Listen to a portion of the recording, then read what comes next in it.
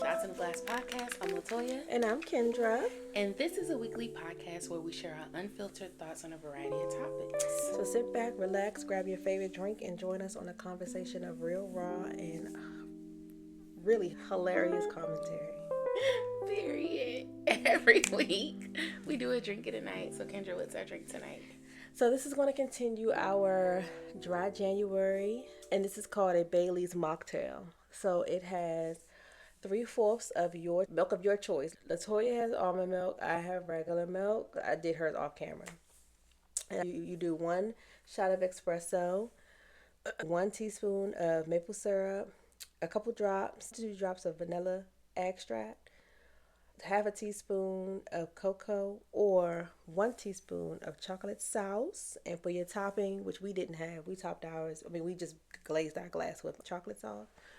But you could top it with whipped cream. Mm-hmm. Cheers.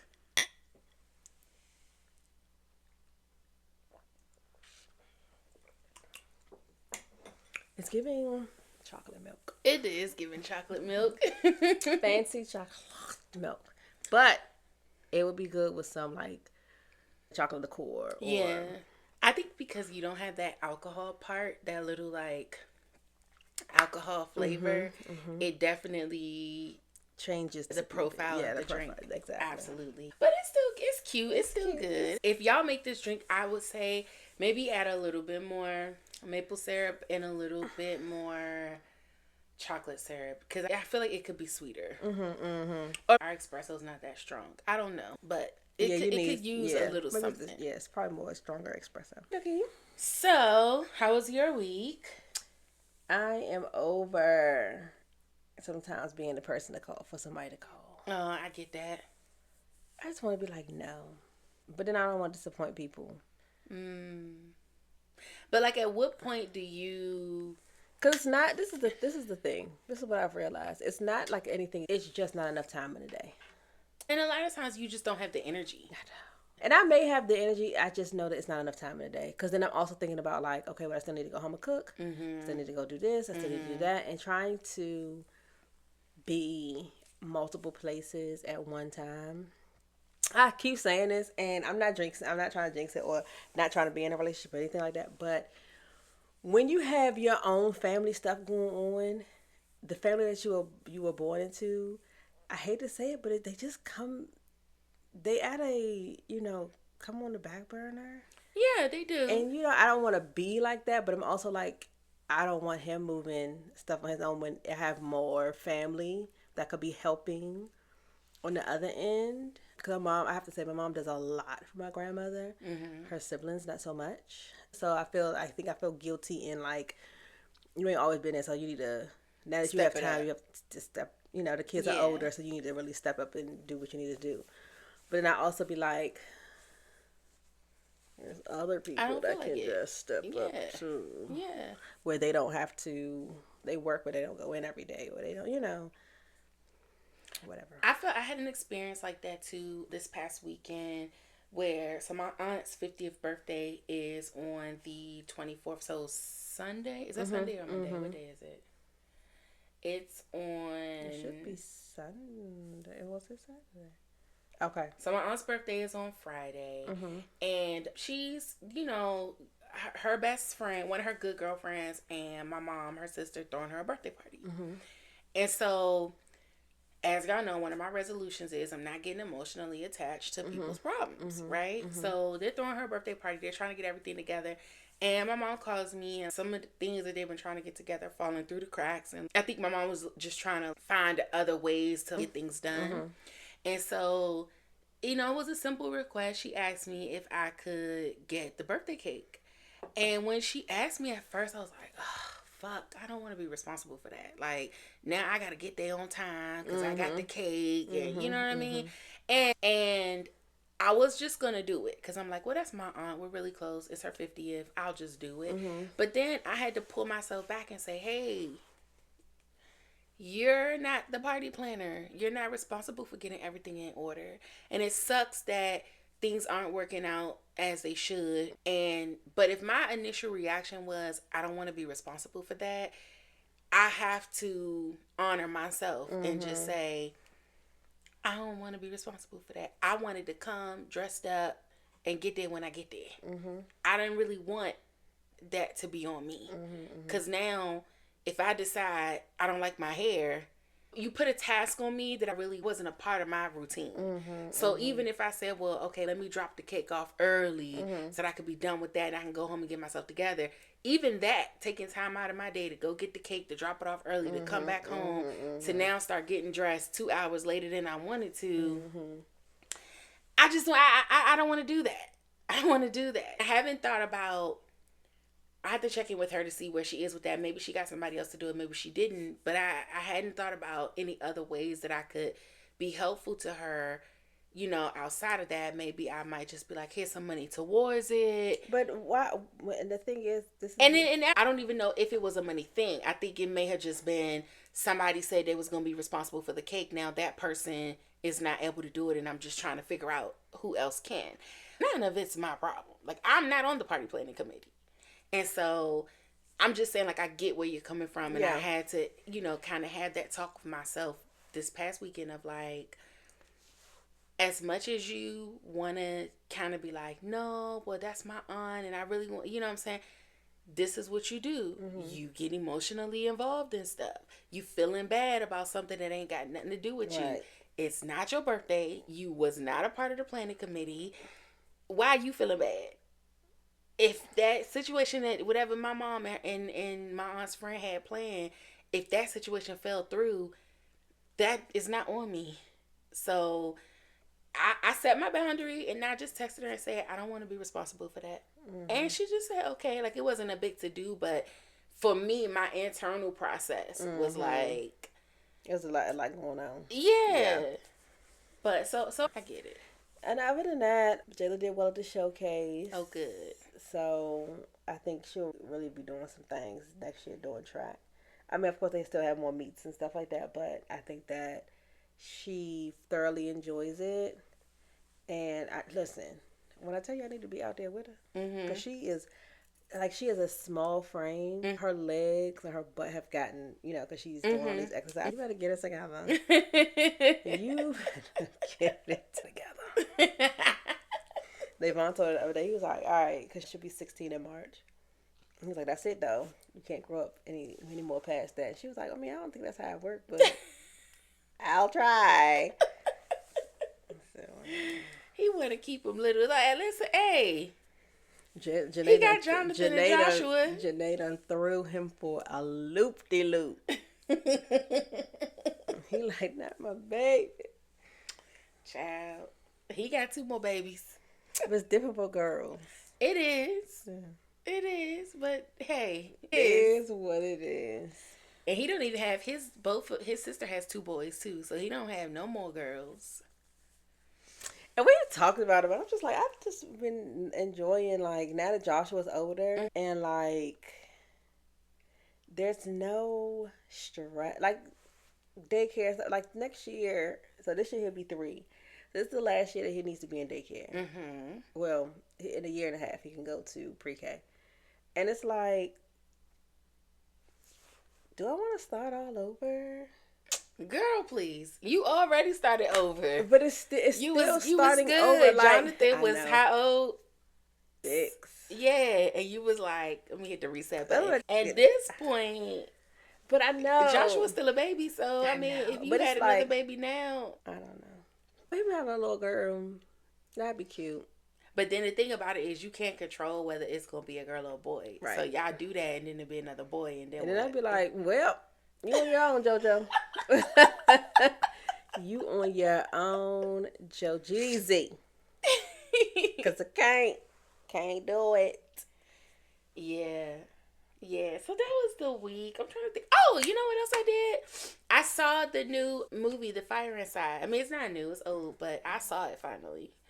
I mean, it wasn't really on my bucket list to see, but I had brunch with my godmother, and then we were trying to kill some time, so we went and saw the movie afterwards. Oh, and nice. It was good. Like, okay, let me put it like this. If you like Creed, you would like this. It's not as good as Creed, but it's in that same realm. I think in this movie they focus more on her life and less on the boxing. I thought it was good. I don't be liking those movies. Why? I'm just gonna be honest. I don't like those type of movies. I don't like Creed. So you don't like Rocky? You don't like stuff like that? Sit down. I thought it was good. It had a couple of little moments that made me tear up a little bit. I don't feel like... I like a good, like... You know what I realized? Strive for the goal and, like, I'm going to motivate you and, like, you hate those. Oh, my gosh. If you don't... Everybody don't need to know. Live your life. Okay. I'm becoming a little cynical as I get older. But, like, sometimes I just be like... Why? And I get it. Like the biopics, yes, that's like your real life and this have happened and stuff like that. But it's so many fictional movies where it's the same narrative.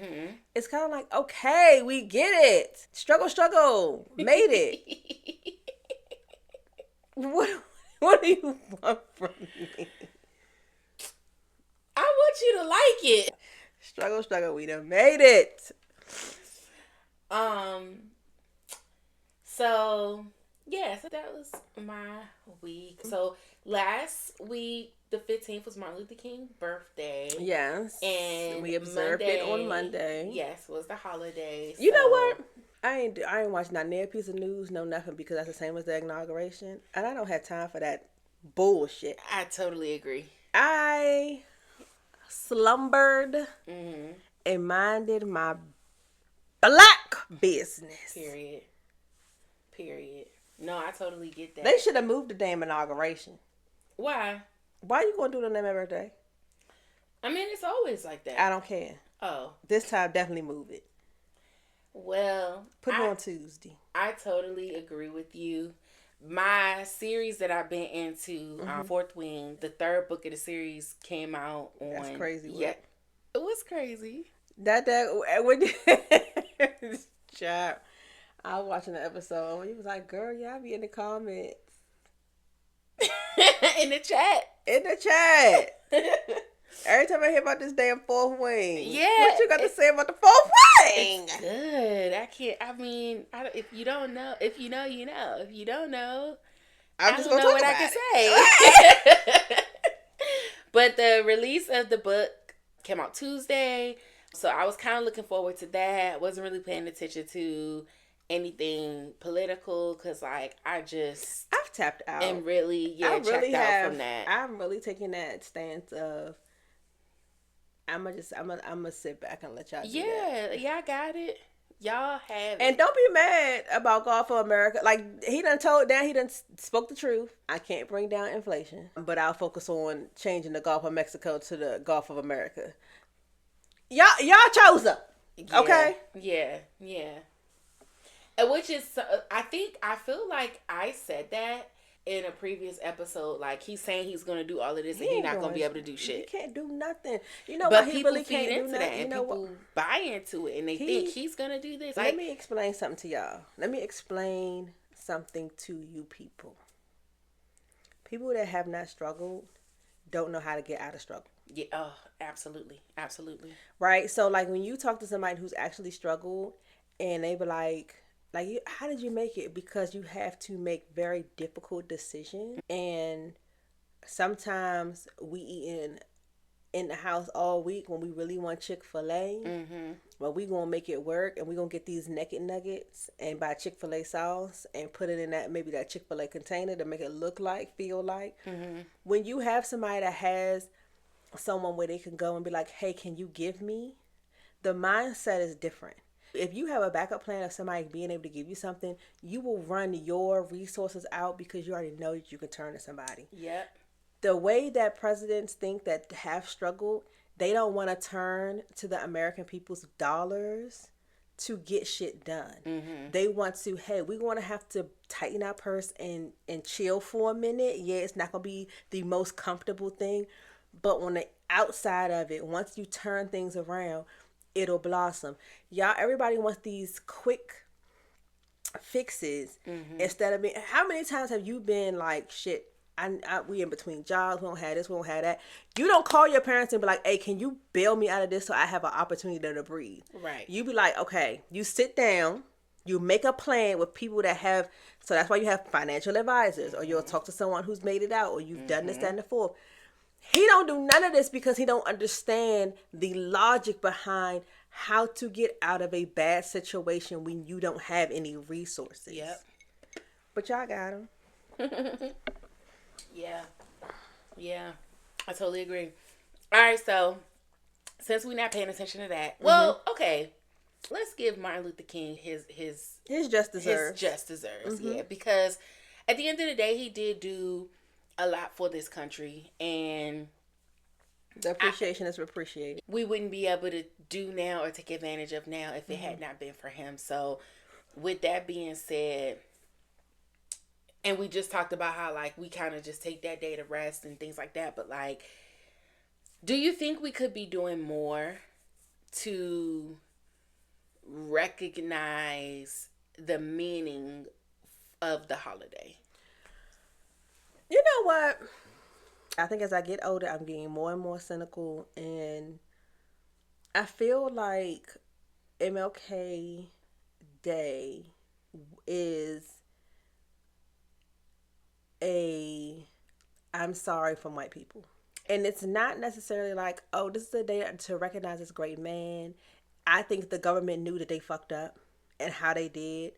He was not they hated him. Right. He was on the America's Most Wanted list for the FBI. Like, let's stop acting as if we were given, like, the government don't give nothing. They don't give nothing without there being something that they want to receive. You gave this to us to say, you know what, but this is what he's, wanting. And he wanted us to be, y'all chill. This is, every time, this is not what Martin Luther King would want. But you have enough speeches where he wants to be, okay, we're not going to do this, we're not going to do this, we're not going to do that. What's his name? Malcolm X said, fuck these nickels. Yeah. We deserve better. Now, this is what I be thinking about.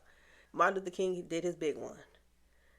But Malcolm X did a big one. Yeah. There are a lot of things that I think both of them together. And so to not recognize him as well, and I'm not taking away from MLK at all, but I think that they chose the better of two evils in their mind. And we're going to use him, just like they did with the Bible. I'm going to use this part of this section to keep you enslaved. I'm going to use this man and what he said to keep y'all at bay. From being radicalized. For being radicalized, for doing, don't do too much. Yeah. Because they saw, okay, he doing too much, let's lock him up, let's do that. Then when Malcolm X came, it's like, oh no, he doing too much. Let's focus on him. We're going to let him give a pass. I can't remember what movie it was. When they say, you know how to get black people in, or something like how to keep black people where they need to be, is to bring one into our circle. Because once they get better than another, then we can control that person. And what they may not have been able to control him because they killed him early, but you know what they're doing? They're controlling his narrative. Yes. Ooh. Just like with the slavery, they're trying to control the narrative. When we really learned how bad slavery was, being branded, throwing babies to feed the crocodile, like, let's stop playing about how I'm going to give you what I want to give you to keep you at bay. To say, oh, reparations. I say this all the time. The people that are still here, your parents, your grandparents, your great-grandparents went through extremes and have been able to survive. There are a lot of people's lineage that ended in slavery, that did not get that opportunity. And we act as if the heartache and the investment that they had into keeping their lineage, their children, themselves alive, just to have, for us to have these opportunities. Don't give me no fucking day. We should have the same abilities to walk down the street, to get a job, to go to school. Like this has gotten to the point where stop pissing on my leg and telling me it's fucking raining. I'm over it. Don't stop spoon feeding me whatever you want me to like. And it starts so young. They start so young. They teach us how to be quiet, and they teach others how to enslave, how to be powerful. Yeah. Because they really know once the power gets up in them loins, we can really do some damage. Yeah. And I think you'll have people who'll say like, oh, you know, what are we not able to do? Or like, ain't nobody stopping us. And, you know, you'll have people that, even black people that'll say that. But I think the thing that with that conversation is you overlook privilege, right? You overlook. And black people have their own different type of privileges depending on where you were raised. But you overlook unconscious bias. Yeah. And things like that. Like, well, we both may be able to apply for a job, but if they see a name that looks black versus a name that looks white, you know what I mean? There's more to it than just having the ability to do stuff. Because there's that argument of people that'll say, well, ain't nothing stopping you from doing this. No, nothing's stopping me from doing that. But I also live in a society where once my part is done and it's in the hands of somebody else, that person is being influenced by what society is telling them about me, about where I live, about where I come from, about my racial background. All of those things go into play, and that is the fight. You know what I mean? Like, instead of us focusing on that, can we ever see beyond that? And I don't know if don't use these exceptions and calling them the rule, right? Because that's not what it is. Yeah. Like as I say this all the time, living in the DMV, living in robust cities, black cities, it's like, yes, it looks one way. Mm-hmm. It does. Mm-hmm. And I'm not going to deny that. I'm not going to deny my own privileges. Yeah. And the sacrifices that my parents made and how I look at things. But I'm also very sensitive to, I know what my kids are being raised. Mm-hmm. And so I also know, I might have been raised in a space and my mom went to college and there's a different type of conversation. There's a different type of vocabulary. Right. That I got exposed to. There's another situation where I couldn't provide those same things for my own children. They have to do with the cards that they are being dealt. Now, does that not, I mean, I can give them as many resources as I can, but everybody don't have that. And they just trying to put one foot in front of the other. And in that, trying to live an American dream that's sometimes outside of their purview. Because their American dream might not look like mine. Absolutely. Because they can only see, okay, at least I'm not like my mom on Section 8. I bought my own apartment. Mm-hmm. And that's like the biggest thing to them because I'm not on the system. Mm-hmm. I don't have to get food stamps. And you're like, well, that's nothing. I bought a house. So their purview was like, I'm just doing a little bit better than the person that was before me. But that doesn't negate what he has done. I just believe they do this a lot, I'm going to choose the better of two evils, which I don't really like. And this is what I'm going to go with. They did. No, I think you hit the nail on the head when you said whatever narrative they can manipulate is the narrative that they are going to go with, right? That's a narrative I can manipulate. Let me go with that. Especially because he's passed away. Right. So who's going to really talk about it? Mm-hmm. You know, who's going to be the one to say, well, no, he was on America. Like, I didn't learn that until I was older. Mm-hmm. They didn't teach that at school. Like, oh, but the government was trying to kill him. Y'all wasn't protecting him. But okay. I gotta go back and watch. Did you see the Genius MLK versus Malcolm X movie? Mm-mm. It came out last year or the year before. Mm-hmm. That was the movie that Aaron Pierre was in, and nobody knew it was him. Right. Nobody knew it was him until he did Rebel Ridge, and then everybody was like, "Who is this guy with green eyes?" But I think because they had did his like costuming to make him look like Malcolm X, that you kind of really didn't see him, but he was in that. And actually the other guy so him and the guy that played Scar, they played MLK and Malcolm X, so they've worked together before. Okay. So I was thinking, you know, now that we're talking about this, I was thinking maybe I should go back and watch that. But I did see a while ago when I was looking for it, I saw somebody said that it's not streaming anywhere, you have to pay for it. But I just looked it up because I was like, maybe I need to go watch that to kind of like do something for MLK Day. And they said that they're going to start streaming it on Disney Plus on February 1st for Black History Month. Gotcha. So maybe I'll just wait and catch it for Black History Month. But I haven't seen it. I heard it was good. A lot of people said it was good. It was on my list to watch because after Rebel Ridge, I was like, I got to see more Aaron Pierre. Because that's Mufasa. And so it was on my list. He really is. And I'm into teeth, and he got nice teeth. He has really nice teeth. He does. I think for me with him, he just seems like, because I be watching like this. Yeah. I love the interviews, right? And he just seems like somebody that's cool. He just cool. Down to earth. Very down to earth. Like he's half Jamaican, so I think that helps too. This is all cool and stuff. But I could also be at home, minding my business with my girl. You know what I'm saying? Just gives.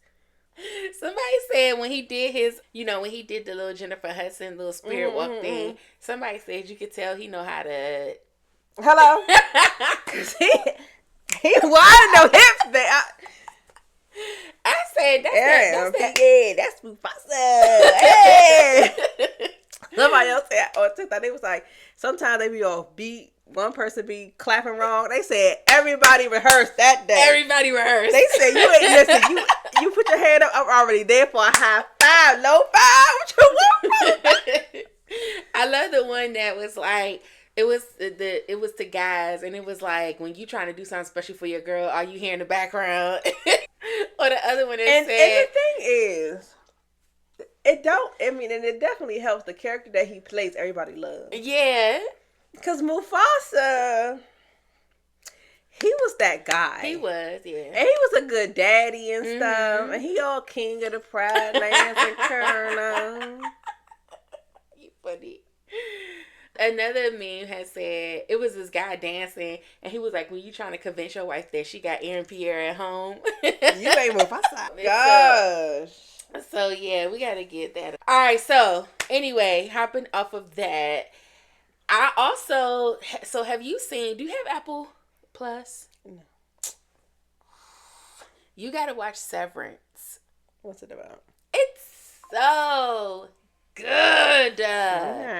It's about this job, this organization. And what they do is, in order for you to work there, you have to agree to basically shut off a portion of your brain. So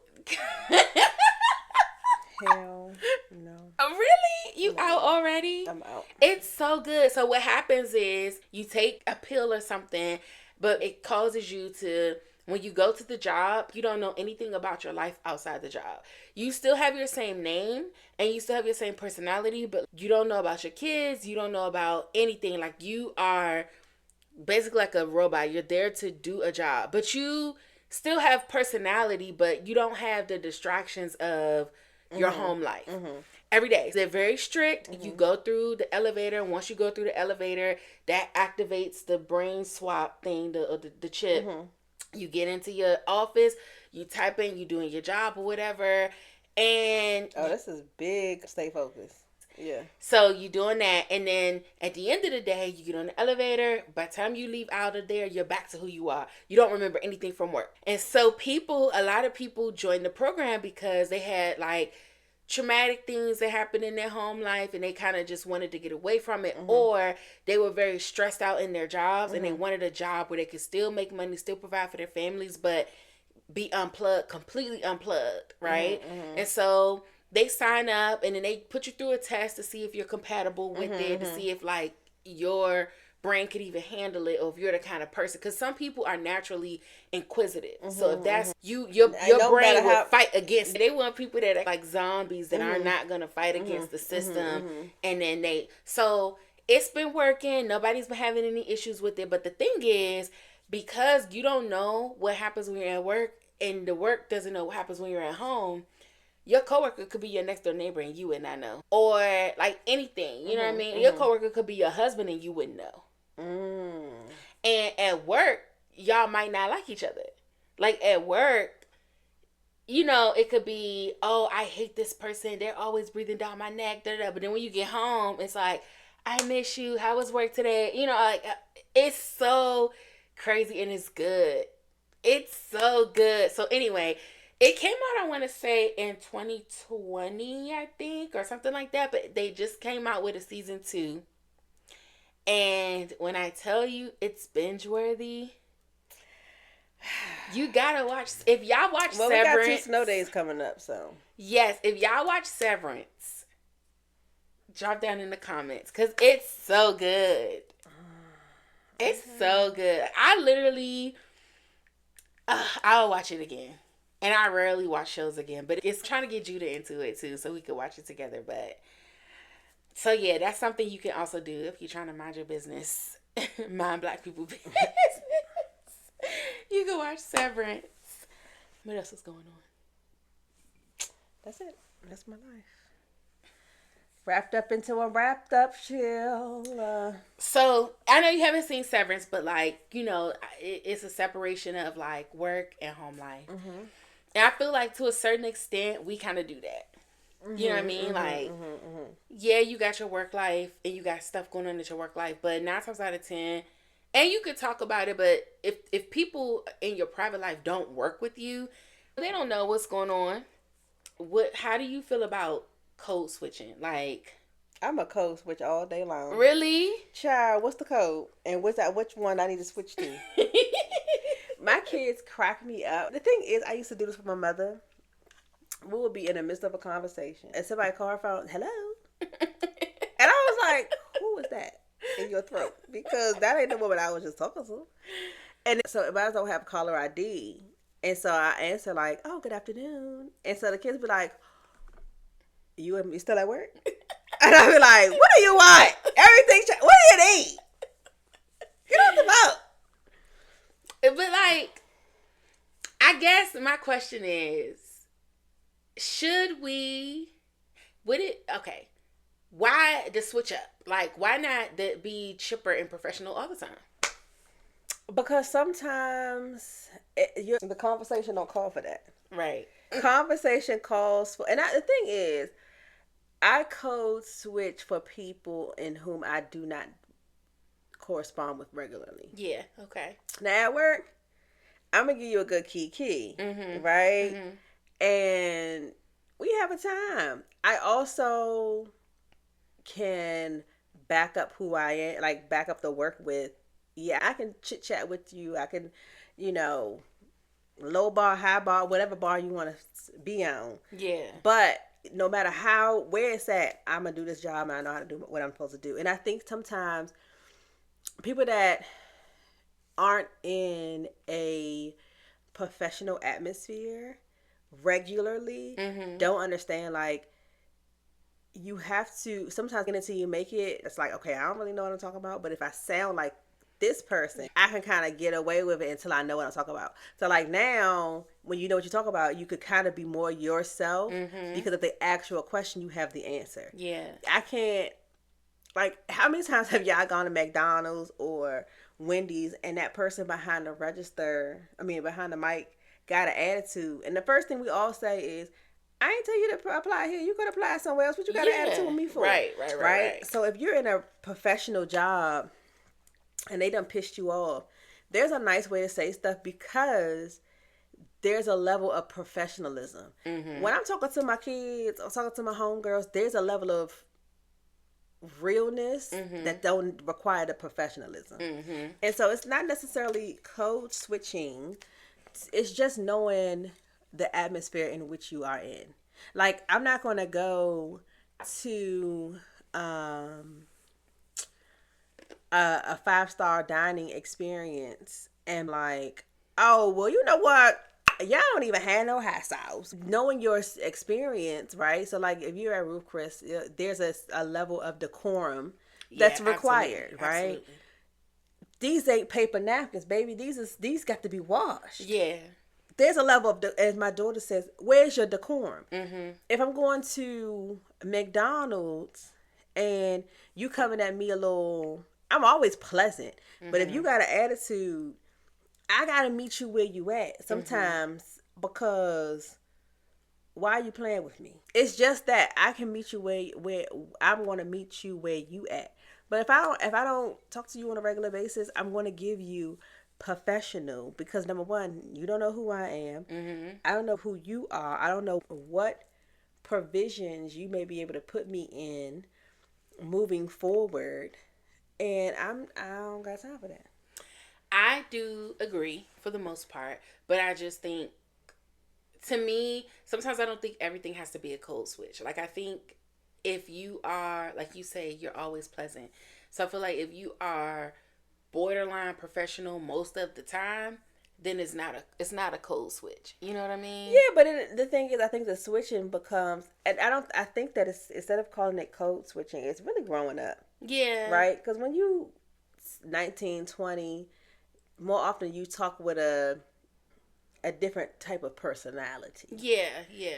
But then when you grow up, you learn new things, you get a better vocabulary. Like I will cuss, okay, but I don't cuss often because I have a wider vocabulary, so I can get my point across without using profanity. There are people that have to cuss in everything that they do, and I think that's a tell. And you have to code switch because you can't just have a normal conversation because your regular conversation is so left and limited that you have to, it sounds like you're switching up because that's really not who you are, right? Yeah. So I don't curse often. When I'm at work, I mean, they be cussing at work, but if I'm like, oh man, this shit's crazy, it's not far-fetched. Like, oh, right, she curses, fine. But if I say, oh my goodness, I hate this motherfucking computer, it blows my mind, this shit, like everything is a cuss word when it don't even be nothing negative. Well, I'm like, oh, that was funny as shit. Like, that's not even necessary. You can say, oh, that was hilarious, that was funny as shit. Like, you can say other words to give the full context of what you're trying to say. So I think that's just it. I think once you get to the point of your vocabulary expanding, people be like, oh, you code switching. No, I just know that some cussing ain't always necessary or needed. I can say better words. Do you think that it's an erasure of cultural identity to code switch? Like, because a part of it, right, is assimilating to what is accepted. This is the problem. I'm at work and these people cuss up and down the hallway. It's because we have to be better than them. Yeah. And it's not that anything that we put on ourselves. It's like, okay, if your Caucasian counterpart cusses all the time, doesn't do their job, you can't cuss all the time and not do your job because they're going to be like, oh, well, she's young, or it's their level of what they think about for one party is not the same. That's just, even with Hispanic women. Y'all got the same attitude as black women, same attitude as this and forth, and it's like, oh, but she just spicy. The black woman is angry, so it's also put on us to be better than, so that because excuse me, most times when you are stereotyped, it's going to be a negative. It's for some Caucasian women, right? So you have a blonde woman that acts ditzy. Oh, she's just a blonde, and they write you off as nothing, right? Now you have to go above and beyond to prove that you're more. So that means you stand at work late, not doing this for your kid. Like, level up. You have to make so many more sacrifices than a girl that's just like, I'm cool with just being a blonde. Yeah. So there's women that's like, I'm just cool with being black ghetto. Yeah. I mean, but I don't know. To a certain extent, I do feel that it is a piece of it that is, I don't know, like, not allowing us to embrace our cultural identity, right? Because, like you said, we have to be better, or we have to find unique ways of doing it that still is somewhat within the system. Meaning, like, I might decide, okay, I'm gonna wear a head wrap, or I might decide I'm gonna go ahead and do the pink braids, but maybe I'll put it up in a cute little bun, still have it look professional or whatever. You know, it's like it's almost like because we're trying to assimilate into the system, in order to express ourselves, we have to find unique ways of doing it where You don't see white people doing that. Even though I personally am one, and I said what I said, I don't feel like white people have much of a culture. They don't. I feel as though their culture is a culmination of bits and pieces that they have taken from other cultures. Well, I'm gonna tell you, I agree, and I think that the reason they don't have a culture is because they didn't have to create anything. That's so true. A lot of times they kind of stay in the same line of what their family did. Oh, my family is from Italy. I'm Italian. They stick into that same thing, right? When you have to build a culture from scratch, it's so many different levels because it wasn't something that started back here, right? So you have Black people that are very assimilated to Caucasianism. You have people all the way on the other side that's like, oh no, I don't want nothing to do with no white. You have a wide range of how our culture kind of works together. And a lot of times in Caucasian families, and this is only from my experience, I could be wrong, they all follow the same whatever they were, like what your parents were, you know. And I think for Black people, it just be like, nah, I've met this other Black guy and I really like what he got going on, so I'm gonna do what he's doing. Because not that we don't have anything foundational, it's just everything that we have, there's something negative about it. Right? So when you talk about Christianity, how that was used against us. So people are like, I'm not going with something that was used against me, right? You talk about like to do Islam, that's too restrictive. We already have to be restrictive in all other facets of my life. I don't want something like, so there are so many different negative feelings that we have endured that causes us to go so many different ways. And I think when you have people that their culture was already basically this is what it is, it's like they have an outline that they can follow. That's what they're going to do. I also think, and maybe I'm going to retract my statement, not that they don't have culture, but maybe that their culture is not as rich. Because, like you said, they do have culture. It's just not, to me, I don't think it's a rich culture. Yeah. And I don't think their culture has much depth. Yeah, that's because I think that's because they don't have it. There's nothing to fight for. It's also a level of, I don't know how I want to phrase this, but like, there's a level of, I don't know if I want to say greed or what, but like some of the things that they do when you think about the origins of where that comes from, it's not a positive. No. You know what I mean? But that's the thing. So anywhere that they have gone, it's been destroyed because they are destroyed. Their way of doing things is to destroy, right?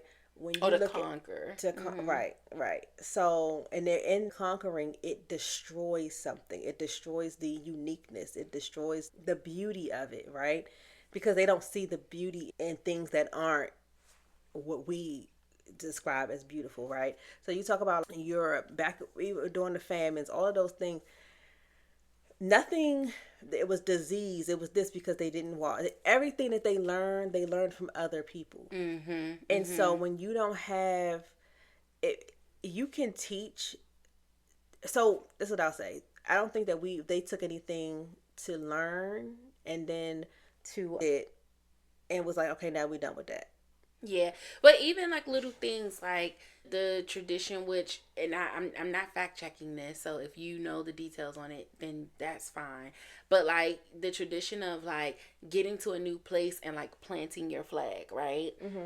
That comes from them coming in and, like you said, conquering, colonizing, taking over places that were not necessarily to be taken over, right? So then when you have now people putting a flag outside their home to kind of stamp that like this is my house, when you think back, it's like, yeah, but that doesn't come from anything positive. No. So that's what I mean when I say if that's something that they would consider a part of their culture, it lacks depth, because the reason why you were doing that, it's not really a positive reason. So to be still doing it now, it doesn't really have the same effect. You want to just say something, this belongs to me. Yeah. It's very what's the word? The man word. Chauvinistic? Yes. Okay. I've conquered this, or this belongs to me. Mm-hmm. They do that with women. Yes. This belongs to me. I had sex with her. I've conquered it. Now she belongs to me. Versus like take something else, right? Like us jumping the broom, or black culture jumping the broom.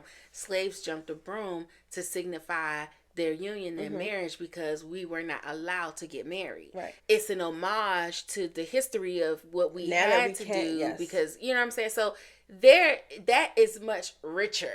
You know what I mean? And it's something that is like, yeah, I don't mind keeping this tradition going because I know how it came about. I know how it started. This is deeply embedded in my culture because this was something that we had to do. It's a story of us trying to come together and coming out of something. Yeah, it's like a redemption story versus like some bullshit. You know what I mean? And I feel like that's the issue with them. It's like a lot of things, in my opinion, a lot of things that are innately white American culture, the background of it or where it came from is not something that people would want to rally behind once they learn where this actually came from.